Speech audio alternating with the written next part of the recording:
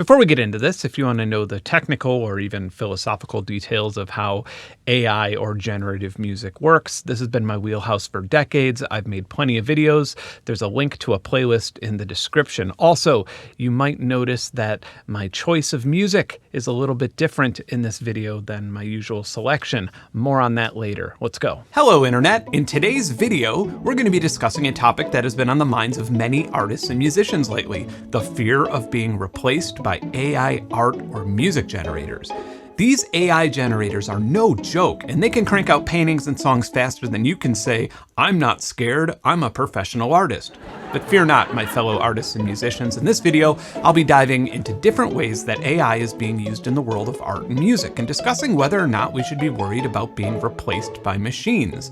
And as always, I'll be bringing my signature blend of humor and wisdom to the topic, so you could expect plenty of laughs along the way. Jesus Christ. That, by the way, was far from my first attempt at getting GPT 3.5 to write the intro script to this video.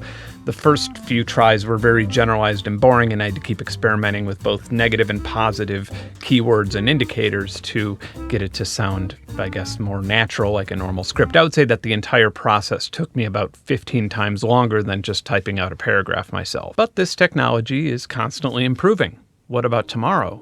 What about 5-10 years from now? There's going to be a CG or a robot Benn that is artificially intelligent, telling you about the dangers of artificial intelligence 10 to 20 years from then. And that'll be fucking awesome. So we got a lot of ground to cover here, and I guess we should first take a look at how visual AI generators are, according to the media and Twitter at least, absolutely decimating the photography and painting industry. And I don't know, I'm not really buying it.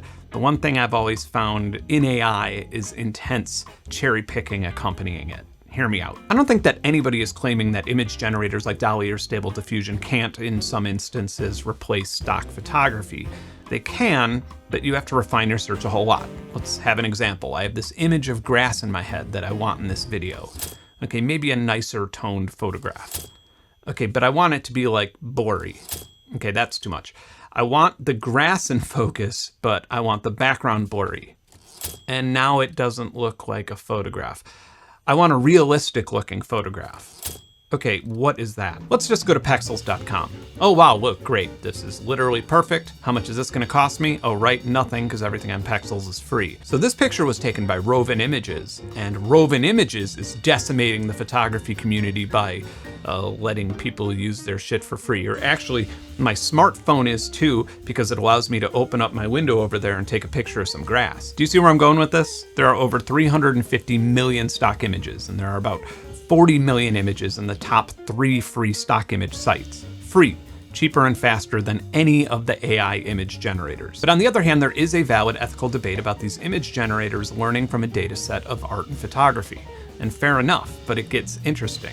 How did you learn about art and photography? Are you going to cut a check to everyone that has inspired you every single time that you get paid by a client? With very few exceptions, like expectation of privacy, in the United States, you're allowed to make and publish a photograph or work of art featuring anything in public view without having to pay any royalty to the subject or landowner. These rights are by far the most important and vital laws for art to exist, and they're also very important for human rights.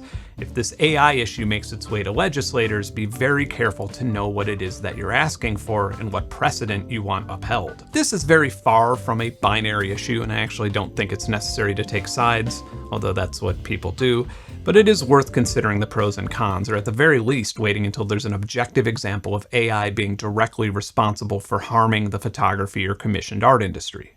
On to music.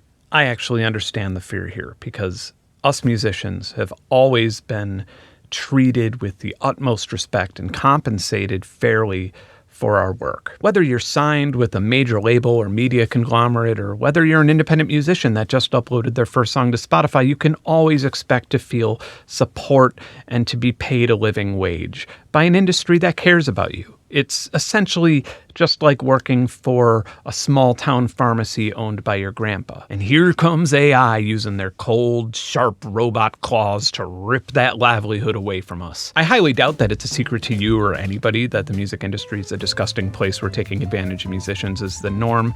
How many videos have I made on this channel alone that highlight scams that target musicians? If you're a musician on the internet, then you've probably been marketed to by this lucrative industry that tries to sell musicians on MIDI chord packs and AI song generators, which create their own hilarious ethical contradiction. Like, if any of those things actually worked or were worth a shit, it would be totally unethical for this guy to use it, but if you used it to generate a song for you that you would release under your own name and profit from, totally cool. 100 years ago, radio towers started going up and commercialized radio broadcasting was introduced, and everybody thought that it was going to completely destroy the music industry as they knew it. After all, why would anybody buy a phonograph record if they could just listen to it on the radio for free?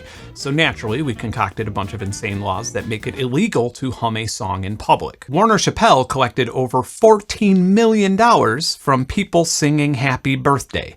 Now, nobody can even agree on who exactly wrote Happy Birthday, and it doesn't matter anyway since it was written in the 19th century, so no musician actually got paid from it. Fast forward, and tapes were going to destroy the music industry as we knew it, because why would anybody buy music when they could just copy it on a blank tape? And then people were ripping and burning CDs, and that was going to destroy it, and then Napster, and then streaming services, and it would be weird if there was a decade where nobody thought that something was on the verge of destroying the music industry as we know it. I have a few questions for you. Don't worry, you don't have to say it out loud. You could think the answers in your head.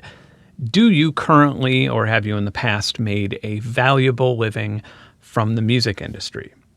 And if so, was the music that you made a living from music that you believe AI could have written? Most of this threat that we feel is regarding a, well, let's put it frankly, a fantasy career that we believe will happen in the future, one where big record labels and publishers will open up the pearly gates and let us into the club. It's not all that different of a rationale than somebody on public aid voting for a fiscally conservative politician because they believe that they too will be millionaires someday. But the lucky break never actually happens, or it very seldomly does. And economists call this phenomenon affluenza. And when it's combined with a tactic to make people feel victimized, it's very easy to deflect blame away from those responsible. In a lot of cases like this, it actually makes some people more concerned with somebody gaining something from their creation than they are with creating things and monetizing them. A while back, for years, people would message me telling me that Royksopp stole one of my songs. And I can't play you the A and B for an example, ironically due to copyright issues, but you could go find them yourself if you want. And I do agree that there is definitely a resemblance. And Royksopp listens to my music, and I listen to Royksopp's music, and it is entirely possible that the melody and even timbre of the sound was just subconsciously in their head when they wrote the song. The complete song, I Had This Thing, is actually an incredible track that's unlike anything that I could produce on my own. So if I had a time machine, would I go back and say, no, guys, don't write this song that's my melody? No. Why? What's the problem? I didn't lose anything from this situation. On the other hand, people have sampled or remixed or sung over instrumental songs of mine without my permission, and that has caused me a lot of headaches because Content ID can screw the things up, and then I end up getting a copyright strike or a copyright notice or even music taken down for a song that I wrote. And it costs me money. I hope at this point we can all agree that if you're an independent musician or content creator, all that Content ID has done is made your job harder. So how exactly did we get here? Well, almost 30 years ago, the internet was going to take away all of our money and livelihood as musicians. So the music industry demanded and begged and sued for some legislation. They were able to make it a federal criminal offense in the United States to host a link to an MP3 file. And they did it with support by making musicians feel threatened by technology. An independent musician protecting the music industry is fucking Stockholm Syndrome. If you're a musician, I suppose it's safe to say that you work in the most oversaturated job market in the world. The next song you release will coexist with over 80 million different songs on Spotify alone. I have some worse news for you. there are at least, at the very minimum, over 1 million royalty-free songs available for sale, and at least a quarter of them exists on sites where you pay $10 a month to be able to download an unlimited amount of them to use however you want forever. And then beyond that, there are loads of sites and services that offer a virtually unlimited amount of stock music for free. And you're worried about this?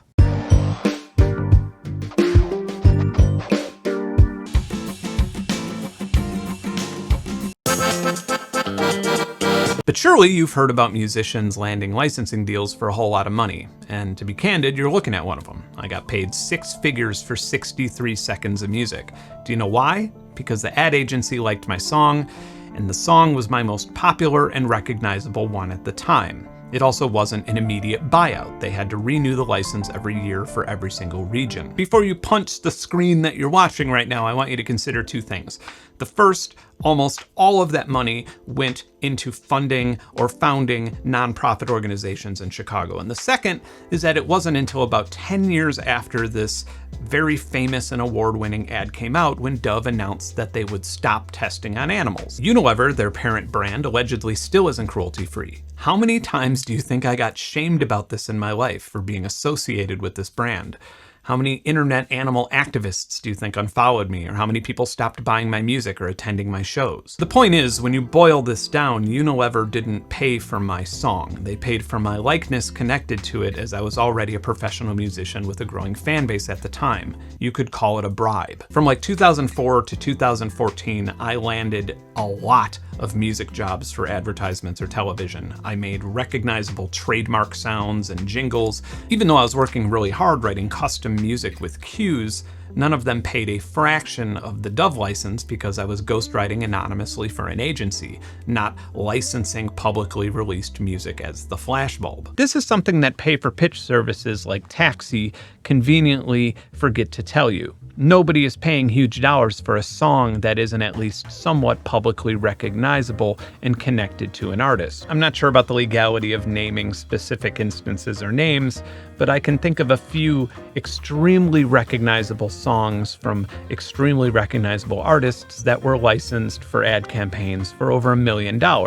And that makes sense because an extremely recognizable song is not only nostalgic to some people, but culturally significant. So it's very valuable for marketing. It's also worth mentioning that for a long time, there was this broadcast television gravy train of money that would work its way down to some artists for licenses like this. And I believe that gravy train has mostly come to a halt. In the last 5 years, I personally haven't seen an offer for a license buyout for my own music above $4,000. And that's partially why I don't work in that industry at all anymore. A ton of people have asked me to make a video about commercial or television music production, and the reason I haven't is because unfortunately that dangling carrot of the big licensing deal is mostly just folklore now. Okay, so lend me your ear for a second.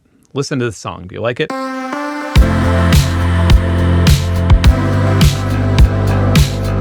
I've not heard anything generated by AI that sounds that pleasing or usable. And this song was made by a human who goes by the name Icarus. The name of the song is Stay. I think he's from Sweden. I licensed the song for like $0.25. I then went to the artist's Bandcamp and purchased it for $10, not because I'm some kind of ghetto internet philanthropist, but because I want the artist to continue making more music, because listening to that music makes me happy. And that $10 comes out of my income, some of which is from Patreon, where a whole bunch of people are chipping in to help make videos like this possible.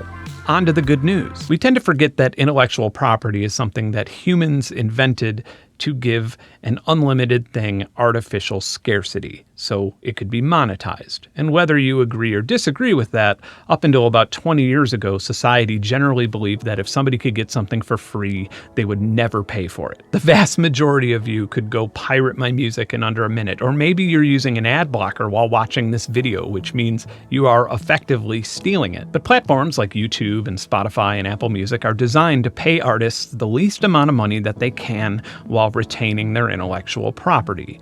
Meanwhile, I make a lot more money off of Patreon and Bandcamp these days. This is increasingly happening all over the world, and we're witnessing the birth of this egalitarian art economy that frankly doesn't give a shit about copyright or intellectual property law. The supporters and fans aren't going to throw money at an artificial intelligence algorithm in this new economy, because it exists on the foundation of something distinctly human: empathy. When I was 5 years old, I didn't hold my guitar and think to myself, this is the key to financial freedom. I just loved playing it. It was my best friend, my therapist. Fast forward through a long career as a professional musician, and I now find myself writing complete songs and deleting them because I love making music more than anything else in the world. Earlier, when I mentioned my excessive career in the television and advertising music industry, I was doing all of that so my own music, as the Flashbulb, could be as disconnected from money as possible, so I could write music and not give a shit what anybody thought about it. And this year I've retired from touring, and anything I release goes up on my website for free, not Spotify or through a record label. It's worth frequently reminding ourselves that if we are artists making an income, then we have two jobs at once. One creates, and the other runs a business trying to monetize those creations. And you can, at any point in time, retire from the latter. And there's absolutely nothing wrong with doing that. It's completely understandable and respectable. The majority of the people who tune into this channel are artists and creators, and they're lucky enough to have the same gift that I do. And it's worth taking a moment to realize just how fortunate we actually are to have this immediately accessible thing that makes us feel better, this way of communicating our feelings that transcends language. At least to me, that is so much more important than money or notoriety. In fact, things like money and notoriety tend to be at odds with the pure form of just spending your time creating something for no other reason than you wanting to do it. That is the rudimentary definition of art.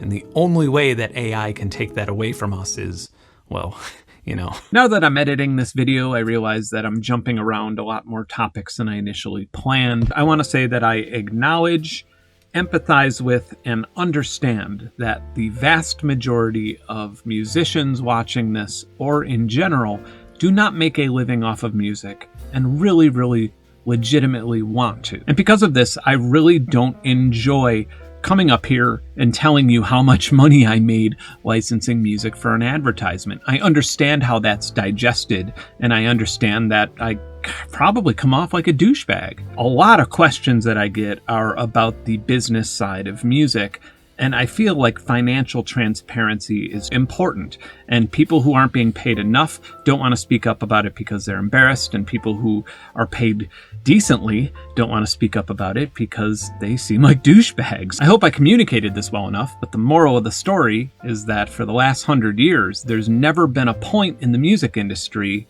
where artists made more than the people who were representing, handling, or controlling the artists. And now, even here on YouTube, I can't teach you things that I learned about Buddy Rich's style of rhythm, or John Coltrane's style of music writing, or even my own style of piano while using examples without getting copyright stricken into oblivion. And the reason for this are rules and laws that were set out promising to make life better for musicians and music culture, when really all it does is harm both of those things. It is my opinion that music copyright and intellectual property law's foundation is to take care of media conglomerates, not actual musicians.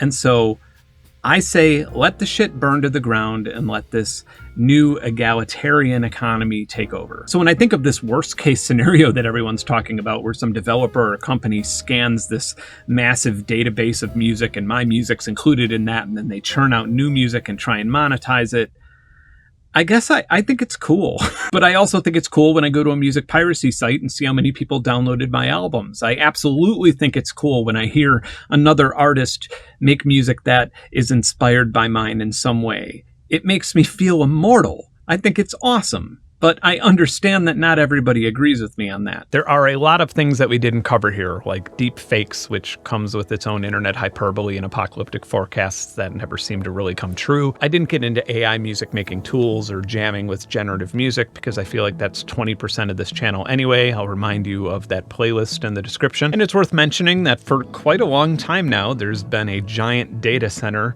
chugging away, studying all of my released music, and then spitting out things like this.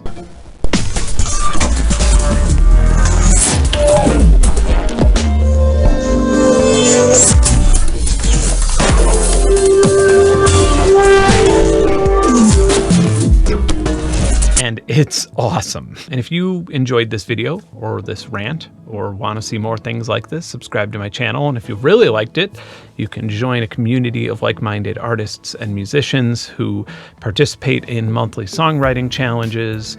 And there's a bunch of audio assets and unreleased music and hundreds of hours of past live streams. And you could get access to my Patreon for as little as $1. All right. Have a wonderful holiday. Thank you for watching. Bye.